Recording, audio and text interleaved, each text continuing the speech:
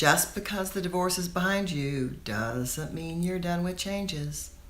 Oh yes, and one of those changes could be getting yourself to the point where you have wealth and where you have long-term financial security. And one of the steps to doing that is to monitor how you spend your money and how much money you have coming in.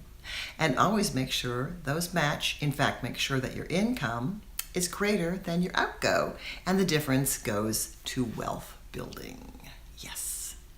So today we're going to talk about how to create a post-divorce budget.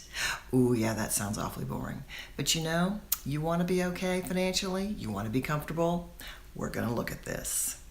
I'm Tracy Stewart, and this is your Money Minute.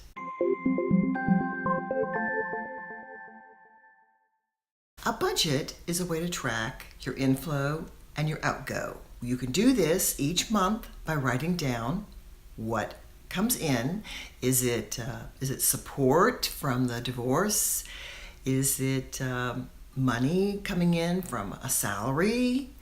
What might it be? Write it all down, and be sure to write down the amount that you actually receive. If it's a paycheck, then what you receive is after some things have been withheld, taxes and so forth. And then you're going to write down how you spend your money. Now, yesterday we talked about recording how you spend your money. Yes, it's still a good thing to do. And if you do it for a month, every day, writing down everything you spend, then you're going to have a good idea of how you spend your money. You're not going to have to keep doing that all the time. It's just about a 1 month lesson that you can do. And you'll get used to it. It may seem like a pain in the rear, but it's really going to help you with your financial independence. And yes, I have done it. And yes, it was enlightening. Oh my gosh. Some things I didn't really think I was spending on or didn't want to think about, didn't want to admit.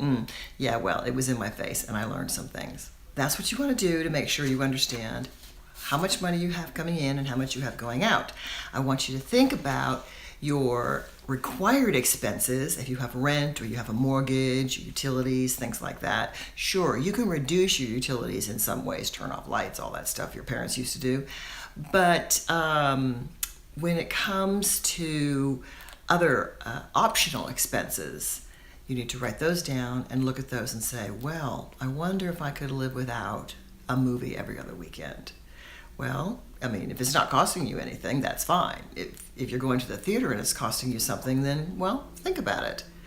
And work towards the point where your inflow is greater than your outflow, and the difference is going into savings.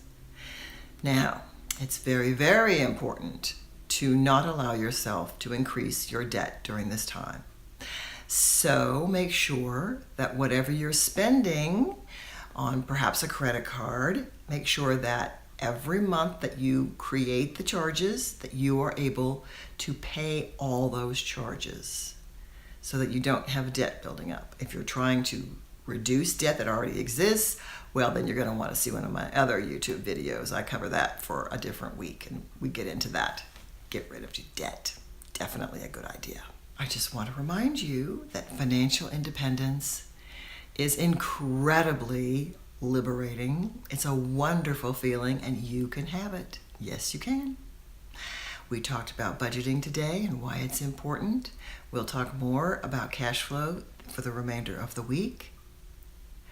And please, if you want to know more about building wealth and keeping it, please subscribe to my YouTube channel, where Monday through Friday you get new tips every day.